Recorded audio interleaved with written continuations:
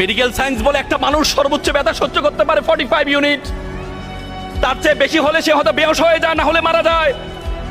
একটা মা যখন সন্তান প্রসব করে তার ব্যথার ইউনিট 55, বলে 30টি হাড় একসাথে ভাঙলে যেমন ব্যথা পায় তার চেয়ে বেশি ব্যথা পায় মা।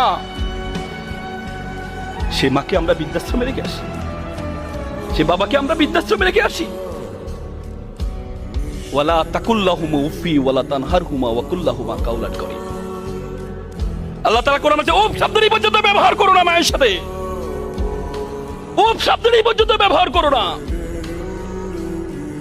প্রত্যেকটা ধর্ম অত সৈন্য হোক কিলো কামরূপ রোহিত কপতগিনী নির্বিষ্টাহ দলভগ পিঙ্গ কদলী কুঞ্জ প্রমদ বানরা, প্রত্যেকটা ধর্ম এমফাসাইজ করেছেন।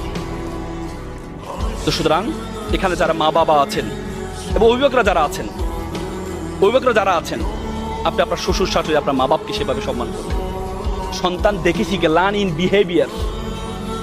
সন্তান দেখে শিখে, সন্তান আপনার থেকে দেখে শিখবে। সন্তান যখন দেখবে পরিবার মানি আপনি, আপনার সন্তান, আপনার শ্বশুর শাশুড়ির পরিবার, সন্তান যখন বড় হবে সন্তানও মনে করবে আমি, আমার সন্তান, আমার শ্বশুর শাশুড়ি আমার মা বাবা পরিবারের অংশ। 3 প্রজন্ম যদি কোনো পরিবারে একসাথে থাকে পরিবারটা জান্নাতের বাগানে পরিণত হয়। দাদা দাদু, মা বাবা, ছেলে সন্তান, সন্তান সন্ততি একসাথে যদি কোনো পরিবারে থাকে এই পরিবারটা ফুলের বাগান।